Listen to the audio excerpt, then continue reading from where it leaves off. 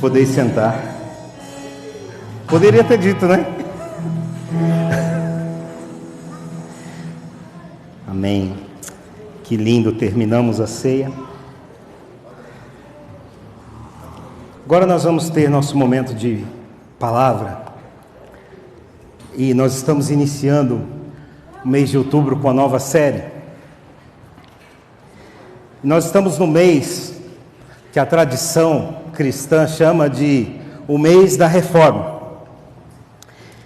E estamos estudando durante o ano, o tema do nosso ano é quando eu lanço a mão no arado. E nós fomos guiados pelo Espírito Santo nesse sentido a trazer durante esse ano de 2023 uma palavra para a nossa comunidade.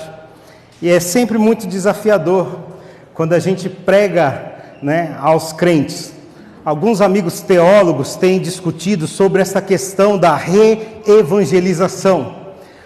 Antigamente, o tempo que o pastor Wanderson era criança, havia então um incentivo e uma intenção dos cristãos em pregar e anunciar um evangelho a pessoas que não conheciam o evangelho.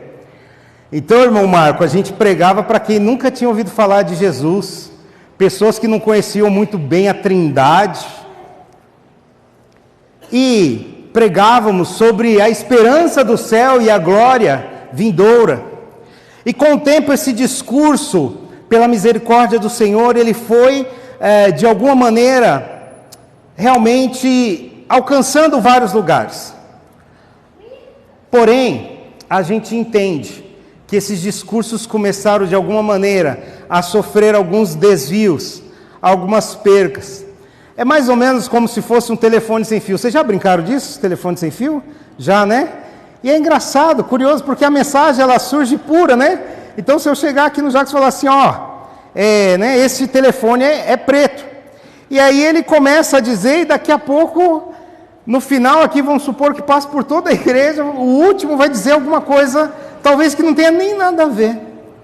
E a gente entende que, de alguma maneira, o Evangelho também sofreu um pouco com isso, na questão da mensagem.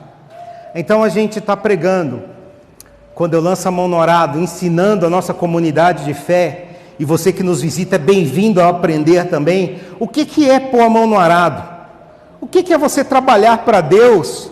E que trabalhar para Deus a gente já aprendeu ao longo deste ano, que já está acabando o ano, gente, né? Já está acabando o ano. Então nós aprendemos que trabalhar para Deus não é trabalhar para pastores, não é trabalhar para denominações, mas está relacionado ao chamado que eu recebo dele, no momento em que eu recebo também os atributos de Deus compartilhados comigo. Quando eu sou salvo em Cristo Jesus, eu sou vivificado, ou seja, aquilo que era morto em mim, passa a ser agora restaurado e também ressurreto. Cristo nos ressuscita. Esta é uma ressurreição muito especial para nós. E agora a gente chega nesse mês chamado mês da reforma,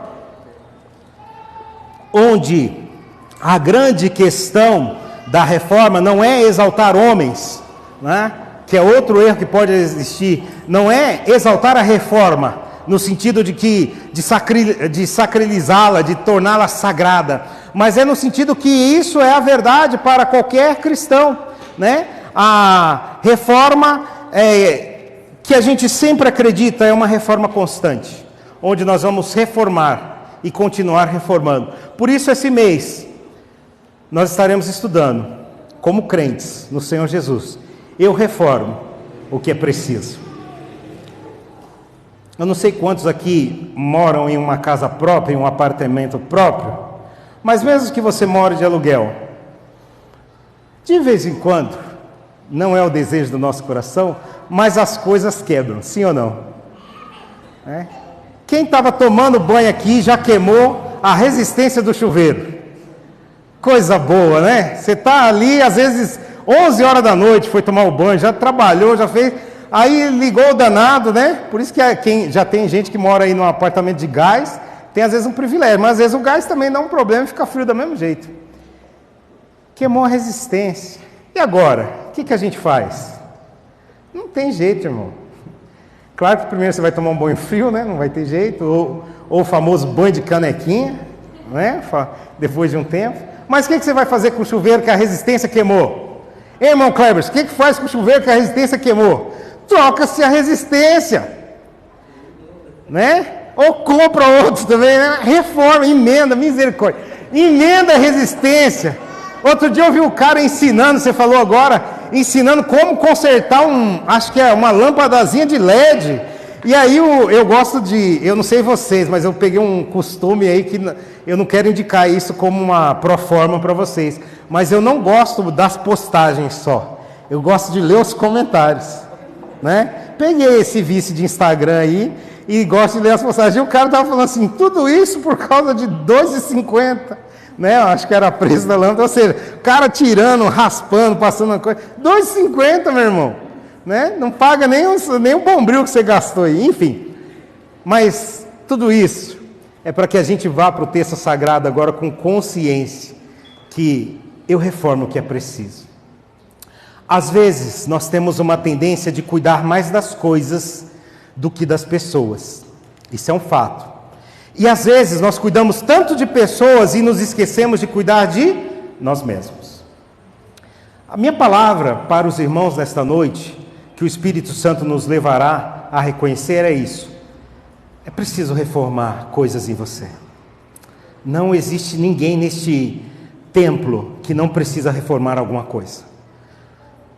Do púlpito até a porta, não há uma pessoa que não precise de reformar algo na sua vida. Às vezes é reforma pequena, às vezes um paninho com uma coisa para lustrar já vai fazer diferença, mas às vezes tem aquela crosta pesada, que é outro vídeo que eu acho interessantíssimo. Tem umas casas que eles limpam, principalmente casa americana, né, que eles deixam o negócio ficar tão desesperador, que a minha opção primeira seria botar fogo, né? Mas o cara entra lá com os produtos e limpa a casa e, por incrível que pareça, fica bom o negócio. Então, tem coisas no nosso coração que precisam serem reformados. Abram sua Bíblia em Romanos 12, versículo 1. Porque se eu reformo o que é preciso, o tema dessa mensagem, atrelada ao que a gente já fez, é reformando-me para adorar a Deus. Eu queria iniciar esta série de sermãos construindo com você pela perspectiva de Paulo na carta aos Romanos, onde ele está combatendo uma filosofia mundana, humana, e trazer para você essa verdade. Por que eu preciso reformar, pastor? Não é só porque quebrou, é porque você precisa adorar a Deus. Partimos do pressuposto que somos adoradores de Deus. Todos nós adoramos a Deus com as nossas vidas. As nossas vidas estão diante de Deus. Outro texto que a gente não utilizará agora, mas ele diz que nós somos um espetáculo para homens, anjos e demônios. É assim, é este teatro, neste sentido de apresentação que somos. E a perspectiva ontológica divina é que nós, neste teatro, somos atores e atrizes que adoram a Deus. Você nasceu para adorar Deus. Você não nasceu para ser engenheiro. Você não nasceu para ser professor, para ser advogado. Embora talvez a tua cabeça foi formatada para isso.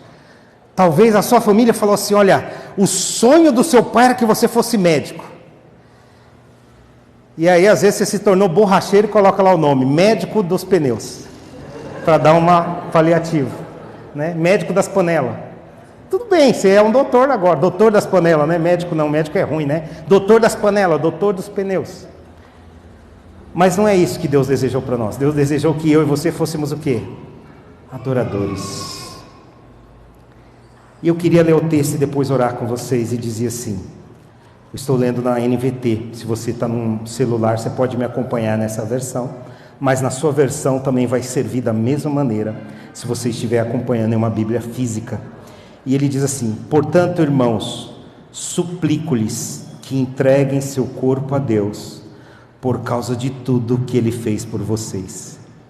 Que seja um sacrifício vivo e santo, do tipo que Deus considera agradável. Essa é a verdadeira forma de adorá-lo. Oremos. Deus, mais uma vez, diante da Tua presença, agradecemos ao Senhor pelo texto santo, agradecemos, ó Pai, pelo sermão que o Senhor tem nos dado. Usa-me, Senhor Deus, eis-me aqui. Para isso me preparei, para que seja o louvor da Tua glória, que agora nossa mente e coração esteja cativo à Tua palavra, que nada roube de nós a atenção daquilo que o Senhor quer falar conosco, e que o Senhor brade em nossos corações, porque somos Teus, que possamos ouvir o Senhor bradando, que possamos ouvir a Tua voz, porque é ela que nos leva à salvação. Assim eu oro em nome de Jesus. Amém. Então nós vamos entender aqui, Paulo está escrevendo uma carta a uma igreja que ele não conhecia, a igreja de Roma, e havia, pela a intenção romana, uma coisa muito curiosa. Todo o dominador até Roma, todo o império dominante, ele promovia a sua cultura para os povos dominados. Então era normal que, vamos supor, se nós, que fôssemos brasileiros, conquistassem terras da América Latina, nós promovêssemos a nossa cultura brasileira para eles. Então acabou agora esse negócio de cultura colombiana, argentina, Uruguai, agora é cultura brasileira. E é assim que acontecia no mundo antigo, da antiguidade. Todos os imperadores, todos os reis que conquistavam esses domínios, eles impunham a sua cultura. Contudo, Roma teve uma característica diferente. Roma vai implementar, sim, a sua cultura pragmática, o seu pragmatismo, o seu pensamento romano, mas vai haver uma mescla. Roma, ela, de alguma maneira, se encanta com a filosofia grega. E nós temos, então, um mundo chamado agora de uma cultura greco-romana, onde o pragmatismo é romano, a construção é romana, o edifício é romano, o jeito de dominar e tratar as coisas é romano. Existe no mundo a pax romana. A paz romana é implementada, mas a cultura que rege os próprios romanos é grega. E havia no representante dessa cultura grega um filósofo muito importante que nos influencia até hoje, que era Platão. E é dessa miscelânea de culturas que a gente vai ver surgindo dentro da igreja algumas influências que são platônicas. E um outro filósofo influente é Aristóteles. Então nós vamos ter essas influências na igreja ali da Judéia do primeiro século. Influências aristotélicas e influências platônicas. E muitos crentes vão começar a pensar dessa maneira. E, de alguma maneira, esses cristãos começam a entender que somente o que é espiritual, somente o que é produzido pelo cognitivo, somente o que não está relacionado ao material, seja bom. E isso, até hoje, muitas igrejas entendem dessa maneira, são influenciadas por isso. Mas Paulo agora, cuidando dos romanos, ele diz que nosso corpo também, a matéria deve adorar e louvar a Deus. Isso tem dois desdobramentos para a igreja. O primeiro desdobramento é que o que se fizesse no corpo não tinha importância, porque a alma estava salva. E na língua portuguesa nós temos uma brincadeira, né? Principalmente quando alguém está muito ruim, alguém fala assim, cuida da alma, porque o corpo já era. Então é nessa dissociação de corpo e alma. E o outro desdobramento lógico que existe dessa questão filosófica é a ideia de que tudo da matéria é mal. Então, eu só tenho que mortificar. E surge, inclusive, um movimento pietista que vai fazer o quê? Vai se autoflagelar. Então é o seguinte, Danilo, né? Você só vai alcançar a salvação se você pegar um chicote e você fizer várias orações e começar a bater nas suas costas. Porque existe uma carne sua, um corpo seu que é maldoso, que é pecaminoso. E você tem que puni-lo, para que então você tenha a verdadeira adoração. E aí Paulo vai dizer para nós agora, dentro desses dois parâmetros, um que considera que você pode pecar à vontade. Não, você pode pecar, meu irmão, porque Deus vai salvar a alma, isso também está em voga agora. Você pode fazer o que você quiser, você não precisa de mudança, Jesus vai salvar você. Como se Jesus fosse nos salvar, apesar de qualquer coisa, e não é assim. Então, Paulo traz para nós, no capítulo 12, dizendo assim: portanto, irmãos, eu suplico a vocês. Então, Paulo está rogando, pedindo a esta igreja que ele não conhece pessoalmente, e é por isso que ele usa da súplica. Paulo está dizendo assim: eu não tenho tanto conhecimento de influência sobre vocês, mas eu queria pedir para vocês que não me conhecem, que vocês estivessem entendendo que isso é muito importante para vocês. Que coisa é essa que ele suplica? Que vocês entreguem seu corpo a Deus. E se eu e você nesta noite entendermos isso, muitas coisas podem ser alteradas na nossa vida. Se a gente entender que o nosso corpo adora a Deus, isso vai fazer com que a gente tenha posturas diferentes. Porque tudo coopera nesse sentido para o bem daqueles que amam Deus, inclusive o corpo e não somente o espírito. E ele vai dizer para nós, e a gente vai entender isso de uma maneira melhor, mas eu queria que vocês ficassem com esse pano de fundo, que ele está dizendo assim: olha, você é um ser importante para Deus em todo o seu corpo, em todo o seu coração, em toda a sua mente. Tudo é importante. Não existem ações involuntárias. Existem ações que são realmente pensadas. E esse pensamento é produção do corpo também. E, nesse sentido, eu queria trazer Moody para dialogar conosco no texto. E eu queria que você lesse comigo essa frase na tela, naquele famoso 3, 2, 1 que a gente sempre ensaia e sempre dá certo. 3, 2, 1. Ancore-se e depois encurte a corda. Mude. E a gente vai para Romanos depois dessa expressão de mude. Está dizendo que se, numa metáfora, se estivéssemos numa embarcação, nós deveríamos lançar a nossa âncora em Deus.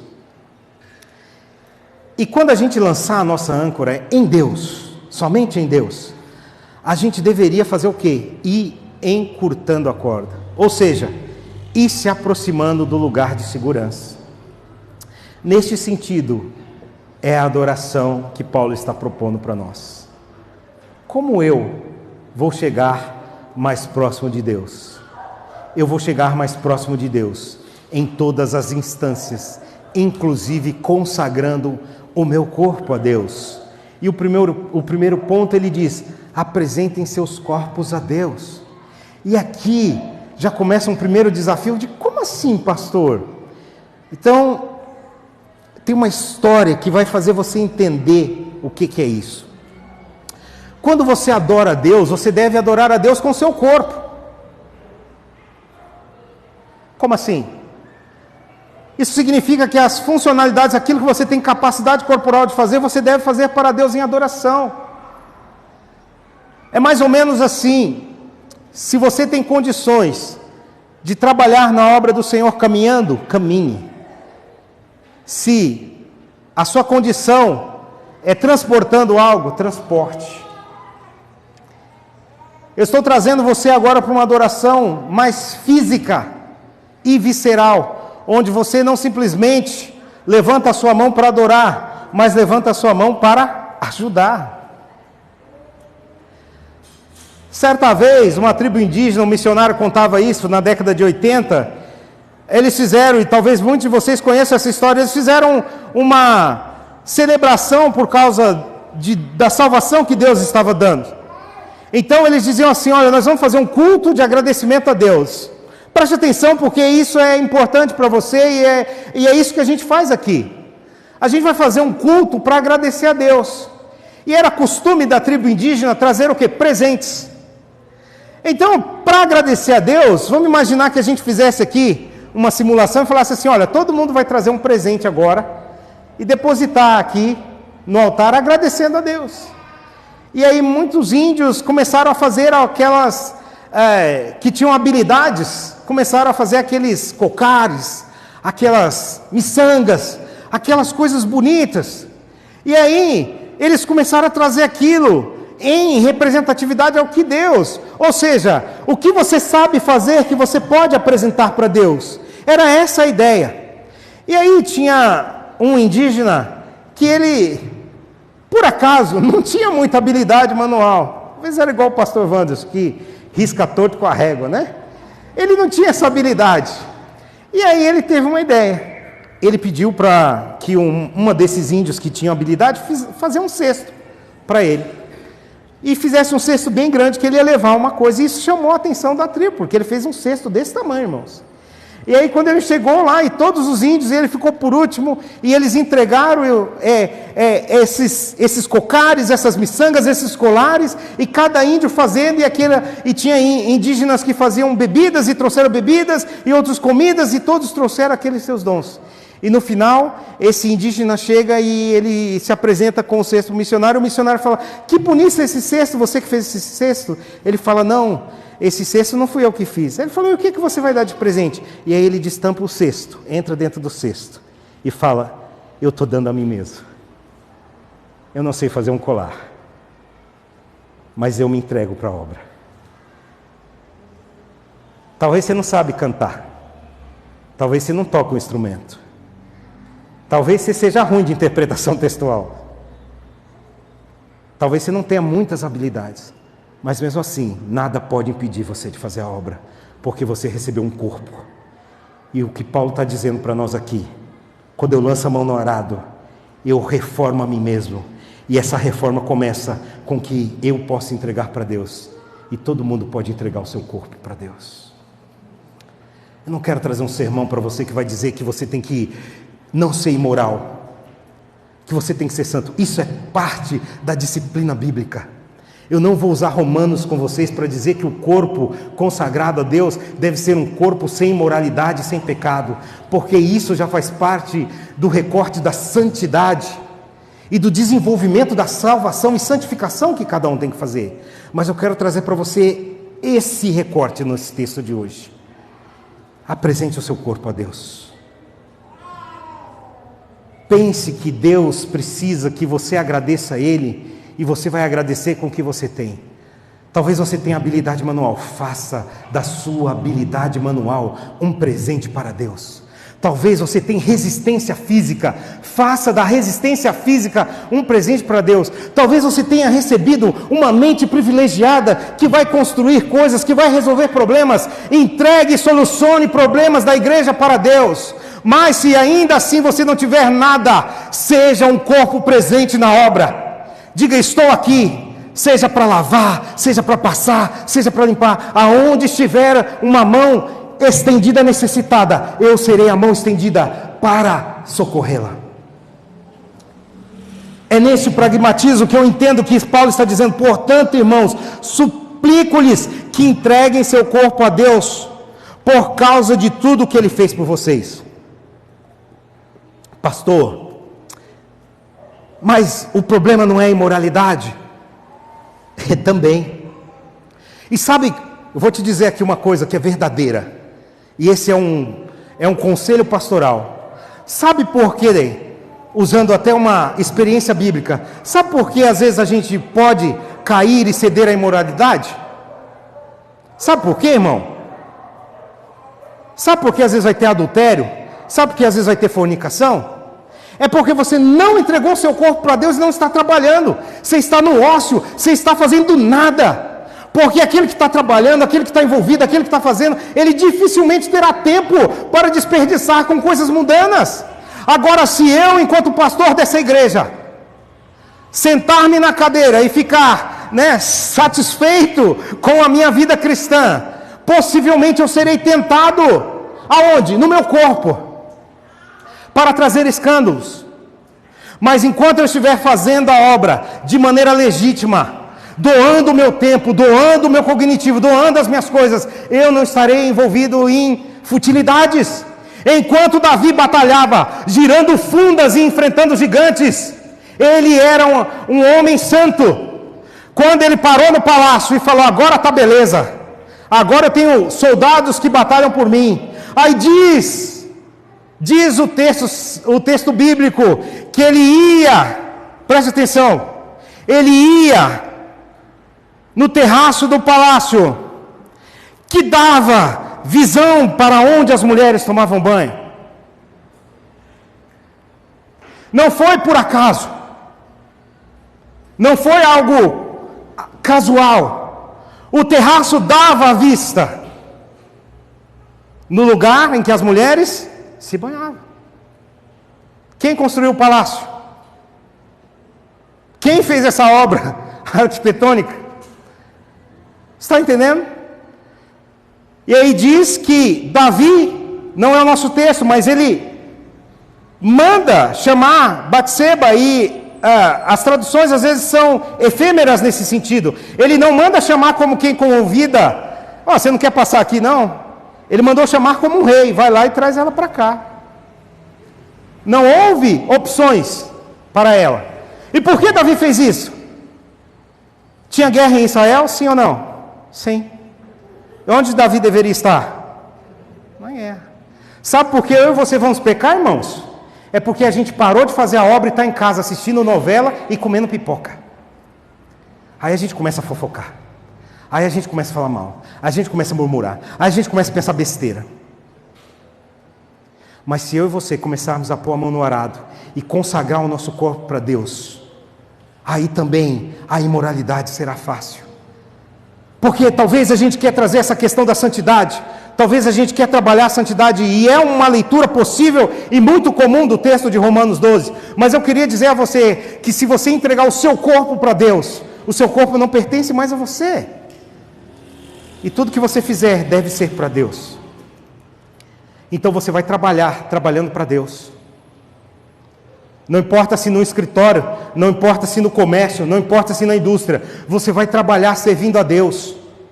8 horas trabalhando como se você servisse a Deus, fazendo tudo que te manda e mais um pouco, fazendo com esmero, de maneira diligente, escrevendo. Se você é um escritor, escreva de maneira boa, agradável. Então o primeiro ponto que eu quero trazer para vocês é: apresentem seus corpos verdadeiramente a Deus. Apresente mesmo, fala: Deus, eu estou aqui, isso é o meu corpo, imperfeito. Tem gente que talvez não aguenta carregar aqui 3 cadeiras, mas uma você aguenta, carrega uma. Eu vou dizer para você uma coisa que talvez pode até chocar você, mas todo mundo aqui consegue catar cisco de pão. E às vezes a gente faz café e vai fazer e vai continuar fazendo, e você podia estar ajudando catando o cisco do pão. E dessa maneira você entrega o seu corpo para Deus. Mas às vezes você vai entrar num comodismo dizendo assim: ah, mas quem que está com a responsabilidade é a irmã X, ela que está com a responsabilidade. E a gente tem aprendido isso, que quando a gente quer entregar algo para Deus, a gente entrega completamente, a gente não importa de quem que é a responsabilidade. Sabe por quê, meu irmão? Se a sua casa estiver pegando fogo, se estiver pegando fogo na sua casa, né? E você não vai falar assim: ah, eu não vou salvar minha esposa ou meus filhos não, porque a responsabilidade é do corpo de bombeiros. Você vai falar isso? Não, meu irmão, você vai pegar esposa, mãe, filho, quem você puder, e vai tirar da casa, às vezes até se queimando. E é isso que Paulo está dizendo para nós aqui no primeiro ponto. Portanto, eu suplico a vocês, eu rogo para vocês, eu peço para vocês, entregue seu corpo a Deus. Porque tudo começa na nossa vida, não é na mente, é no corpo. Você quer reformar sua casa? Você pode planejar. O irmão pode sentar aqui e falar assim: vamos planejar reformar minha casa. Mas, se você não levantar e for no depósito comprar os materiais, pelo menos, a reforma sai? Não. Então, nesse sentido, eu digo para você: esta igreja se reforma quando você entregar o seu corpo a Deus, quando você fizer aquilo que é possível a você. E tem tanta coisa possível para ser feita, tem tanta coisa para você ajudar. Mas eu não estou dizendo isso que você tem que ficar aqui recebendo ordens minhas de o que fazer, mas que você entenda com Deus aquilo que você pode fazer. E você vai fazer isso quando você realmente pegar a âncora da sua vida e lançar perto de Deus. E aí você vai encurtando a corda. E aí o ponto 2 ele diz, o sacrifício deve ser vivo e santo. E aí ele vai dizer para nós assim, se você entregar o seu corpo, que seja um sacrifício vivo e santo, do tipo que Deus considera agradável. Olha, existia uma tendência no antigo mundo, uma tendência entre os judeus, que era o seu culto religioso, que era sacrificar e imolar o animal. E também dentro dos romanos, dentro dos povos pagãos, existia uma tendência de sacrificar animais.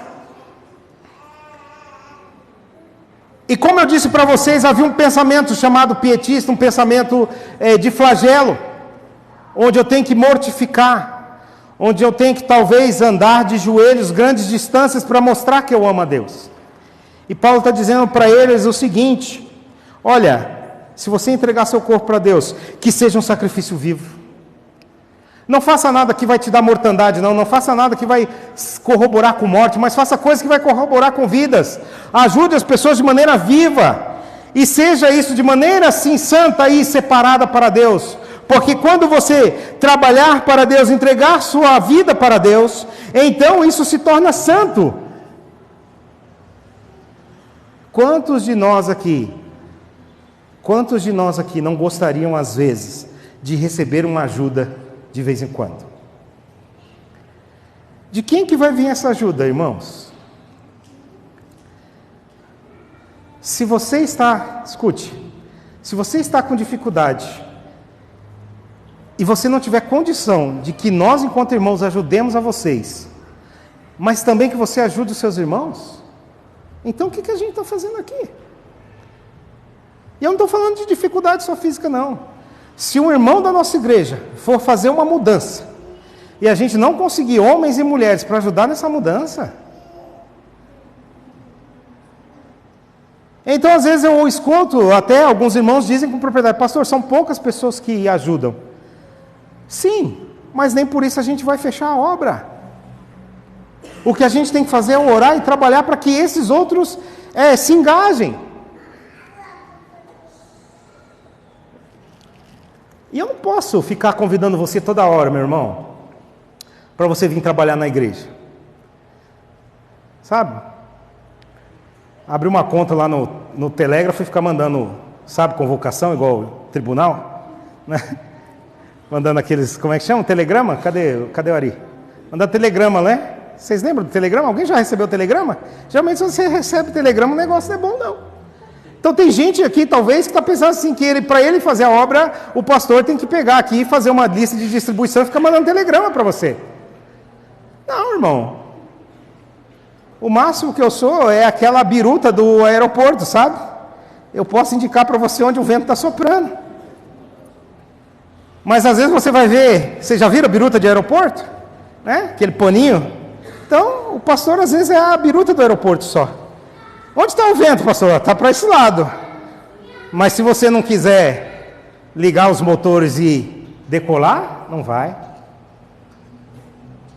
Quem taxia as aeronaves são vocês. São vocês. E isso começa a partir do seu corpo.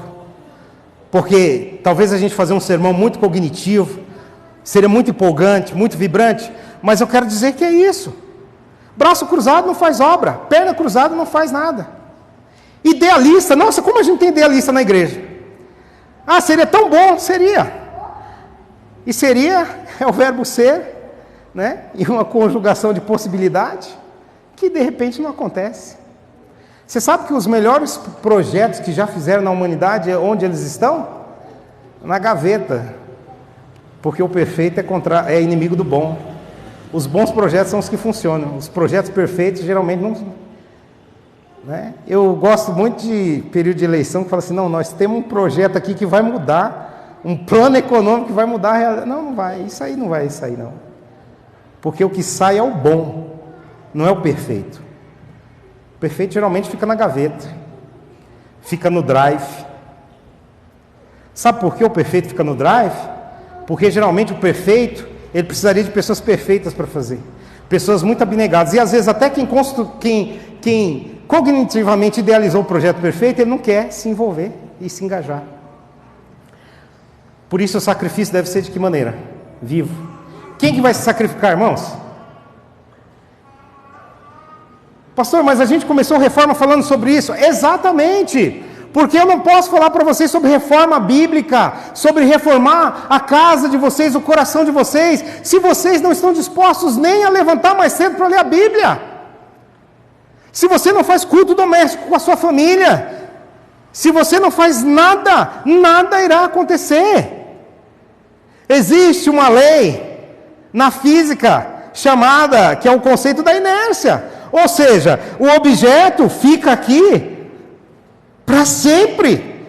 Não vai acontecer nada a não ser que uma força seja exercida sobre ele. E quando você imprime força, sabe o que acontece? Você recebe força contrária. Eu não vou fazer isso aqui com os irmãos, mas seria muito interessante a gente fazer. Podia colocar todo mundo aqui na parede e mandar empurrar. Fazer a maior força possível para você empurrando a parede aqui. O que vai acontecer, irmãos? Nada, porque a força que você faz, você a recebe contrária. E se a parede é mais forte que nós, a gente não derruba a parede. O que eu quero dizer com isso? O sacrifício sou eu. Última historinha, para a gente ir para o ponto 3 e acabar esse sermão. Porque eu não posso falar de reforma sem falar de pragmatismo e sem falar de ação. E eu não posso colocar só na conta do Espírito Santo e de Deus que Ele vai fazer as coisas para você. Porque muita gente está morrendo porque acha que Deus vai fazer as coisas que são nossas.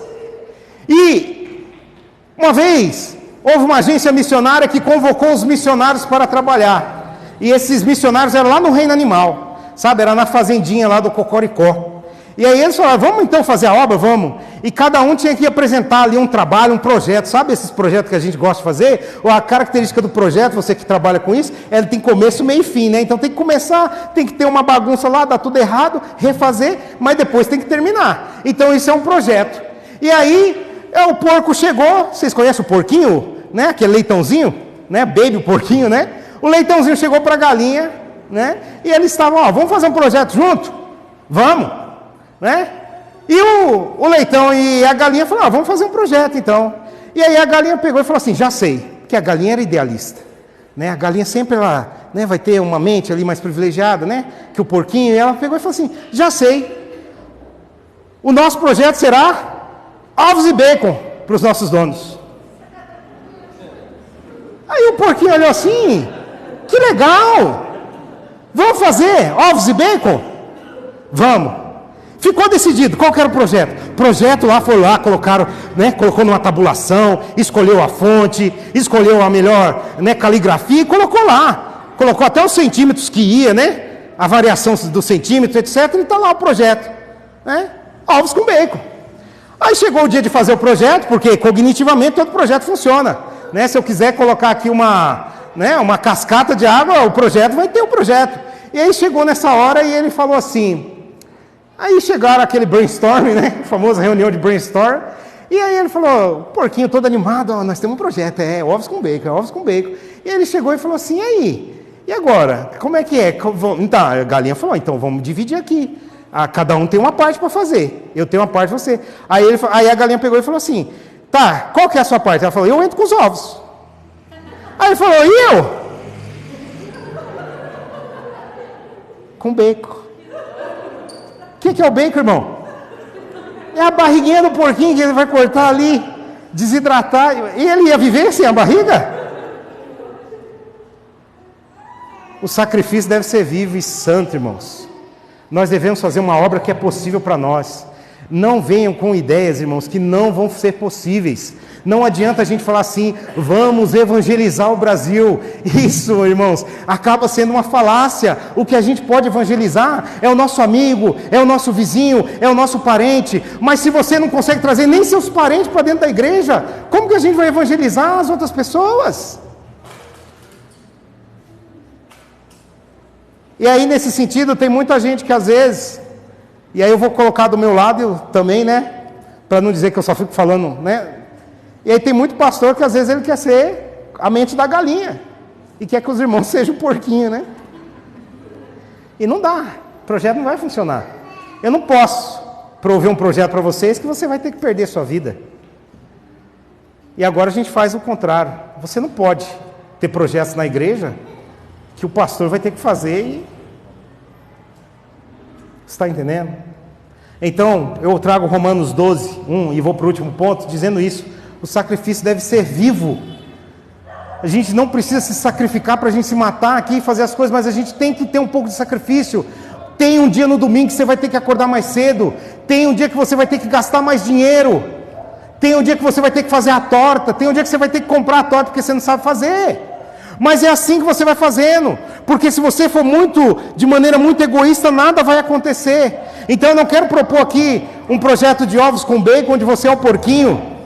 Mas a gente poderia ali, enquanto porquinho e galinha, fazer um outro tipo de coisa. Né? Poderia ter outros tipos de elementos ali que poderiam ser feitos. Né? Poderia fazer outros tipos de empreitadas. E é isso que eu espero. Quando eu prego num texto de Romanos 12 da igreja, quando eu digo para a igreja que ela lança a mão no arado e ela deve transformar-se a si mesma, primeiro com o corpo. Agora, se o seu corpo está todo entregue a caminhos que não poderíamos nem citar aqui, como é que você vai servir a Deus? Né? Se você está todo perdido, então você tem que primeiro curar você. É aquela coisa. Eu gostaria que toda a igreja nossa tivesse um corpo grande de conselheiros. Mas como que você vai dar conselho se a sua vida está muito ruim? Então primeiro você tem que pedir para Deus curar a sua vida. E há poder no sangue de Jesus para curar você. Esta é a boa notícia. Há poder no sangue do Cordeiro para transformar a sua vida.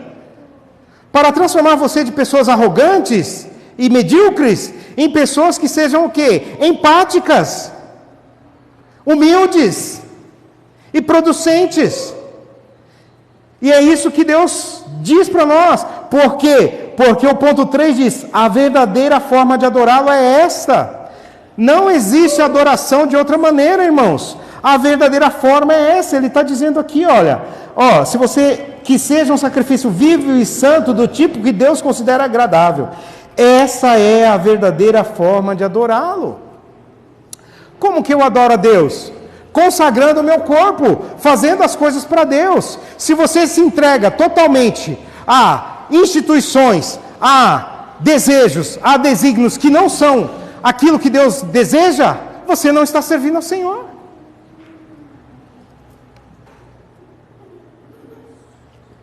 Tem um preço para servir. E não é fácil. Não é fácil você sair da sua rotina. Não é fácil você entregar seus sonhos. Não é fácil você sacrificar a sua família. Não é. Nenhum irmão aqui está disposto de maneira consciente e libertária a fazer esse sacrifício. Você só o fará se você entregar primeiro sua vida para Deus. Não tem como, irmãos. Ninguém terá no seu coração, no íntimo do seu coração, o desejo de ajudar o próximo liberalmente. Isso tem que vir do trono da graça para nós. Por isso que o texto de Moody diz que nós temos que nos ancorarmos em Deus. Mas se eu me ancorar na minha condição e bem-estar social, no meu well-being, bem-estar social, não, primeiro eu preciso estar bem para ajudar. Concordo. Sabe quantas pessoas estão bem verdadeiramente para ajudar a igreja? Que ajuda a igreja? Nenhuma. Não existe nenhum Rockefeller, nenhum Bill Gates que está ajudando verdadeiramente a obra do Senhor. Se a gente tê-los como parâmetro de bem-estar social. Por quê? Porque para ajudar não é necessário ter riqueza, não é necessário ter grandes dons, é necessário se doar. E esta é a verdadeira forma de adorá-lo. E hoje, por último, a igreja enfrenta grandes problemas, irmãos. Crentes têm que ser reevangelizados. Por quê? Porque esses crentes aprenderam um evangelho, mas eles não querem entregar as suas vidas para Deus. Não querem fazer a obra, não querem se dispor, não querem sacrificar-se.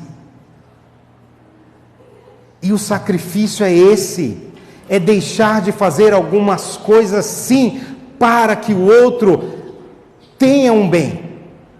Então eu trago para os irmãos o texto de Romanos 12, dizendo: rogo-vos, pois, irmãos, que vocês apresentem os seus corpos para Deus, porque este é o sacrifício vivo e santo e agradável a Deus.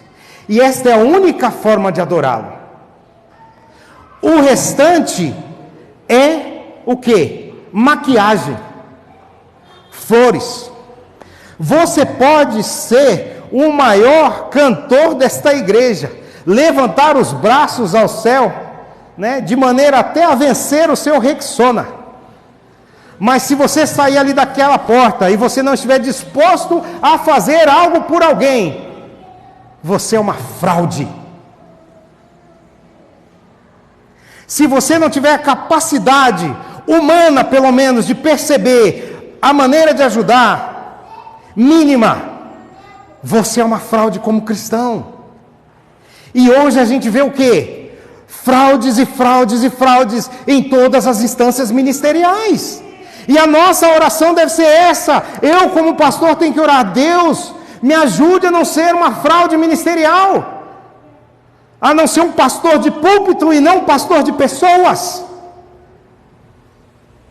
Porque quando a gente fizer isso e reformar a nossa vida, você para de ser esse cara que procura títulos, essa pessoa que procura títulos, essa pessoa que fica pulando de igreja em igreja, destruindo as igrejas com o comportamento dele e sendo destruído. Porque hoje parece que as nossas igrejas não querem curar, mas também os crentes parecem que não querem receber cura. Então a gente criou um modus operandi muito louco, onde você tem que receber, para de receber, comece a doar, porque é melhor dar do que receber. E aí cria-se esses dias, uma pessoa ligou lá, na sede da IBAGE São José, e a menina falou assim, a secretária veio e falou assim: pastor, tem uma pessoa perguntando se tem culto de cura. Qual ponto miserável é esse que nós chegamos para entender que um culto não é adoração a Deus, mas o culto é um movimento sobrenatural e espiritual para que eu receba um benefício que vai acabar com a minha morte, porque você pode ser curado de uma mazela, de uma doença, mas você não ganha eternidade pela cura. Deus pode fazer com que os aleijados caminhem, mas mesmo assim eles experimentarão a morte. E do que adianta alguém que tem 60 anos de vida e que morrerá com 61 anos ganhar a habilidade de andar novamente? Pense comigo. Então deixe Deus trabalhar, deixe Deus operar, porque a morte é o castigo que está sobre toda a humanidade. Não que nós desejemos, mas Deus usa ela como ferramenta. E é o castigo que estava sobre Cristo que nos traz a paz, e não o bem-estar social de Cristo que nos salvou. Por isso a verdadeira forma de adorá-lo é quando eu e você nos entreguemos a Deus, não à comunidade, não à instituição, não a uma regra ou a um estatuto, mas quando eu e você entendemos que Deus nos quer, e assim nós adoramos. E por falar em adoração, 20 e 38, Ministério de Louvor pode vir aqui à frente, nós vamos adorá-lo com canções.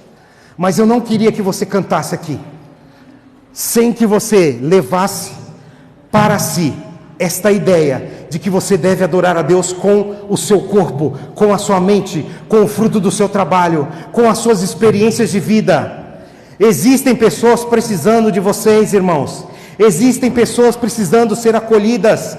E é a nossa mão estendida que vai fazer com que este acolhimento seja perceptível.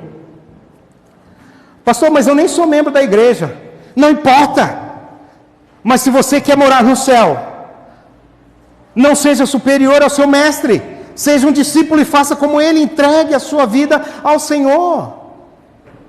Entregue a sua vida verdadeiramente a Deus. E aí sim, a partir deste lugar, a partir do biruta mostrando a direção do vento, você pode servi-lo. Mas o serviço começa com a entrega do seu corpo. Começa com verdadeiramente você fazendo aquilo que você faz de melhor para Deus. Eu não sei o que você faz de melhor, mas Deus sabe. Pastor, o que eu faço de melhor é isso que Deus precisa. Como que a gente vai conjecturar isso? Como que a gente vai costurar isso? Eu não sei, mas o Eterno sabe. E Ele vai fazer com que todas as coisas cooperem para o bem. Nesse sentido, eu queria que você se colocasse em pé agora. E a gente vai cantar essa canção, pedindo para que Deus tome o nosso coração no sentido que é a nossa vida. E nós vamos sair daqui, e você vai sair daqui com uma missão: entregar a sua vida para Deus, de uma maneira prática, como Paulo suplicou que assim o fizéssemos.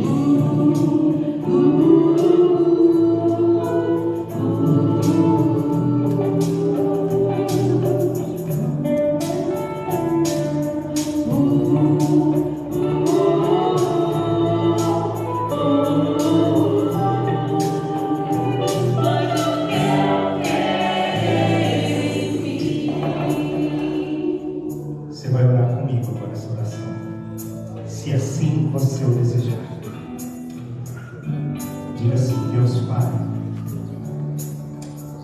faz o teu querer em nome de Jesus. Toda vez que eu acordar, Pai, me usa. Toda vez que eu respirar, Pai, seja para agradar o Senhor. Em nome de Jesus. Pai querido, às vezes, Pai, parece que as batalhas são maiores que nós. Cada irmão aqui, ó Pai, tem enfrentado lutas. Por isso, nesse sentido, este sermão são para esses guerreiros, ó Pai, que têm batalhado, para que mais e mais, ó Pai, trabalhadores da seara se juntem a nós. Pai, renova as forças daqueles que estão cansados.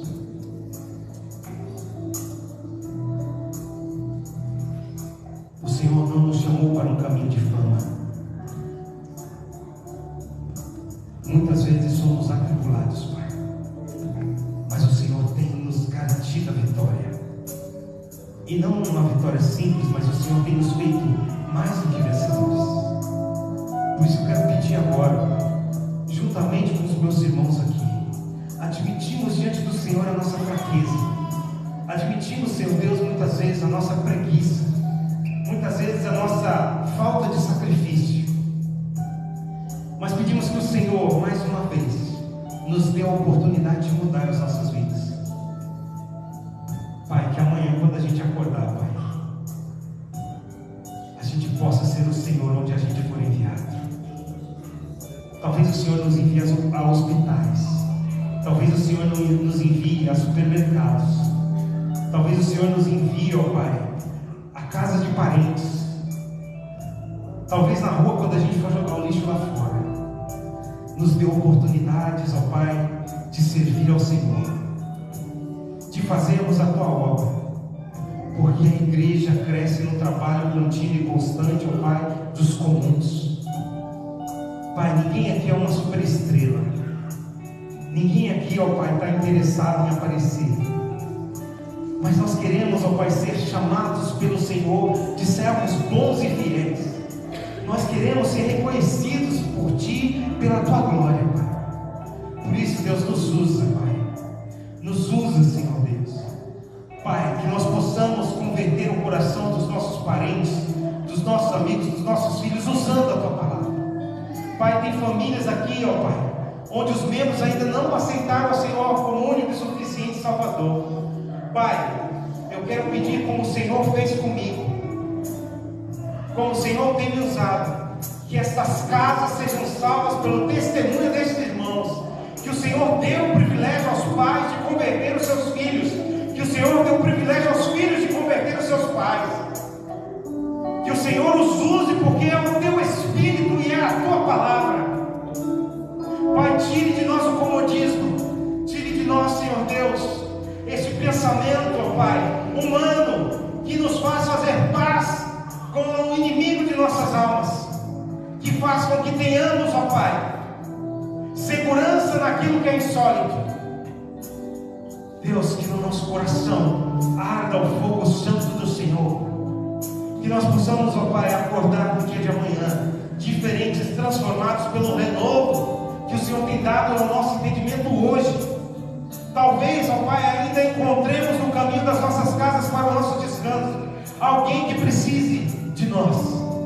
Se assim for, que nós, ó Pai, não passemos de largo, que nós não saltemos sobre o problema, mas que nós possamos, ó Pai, servir a Ti, ó Pai. Deus, usa essa comunidade para a honra e glória do Teu nome.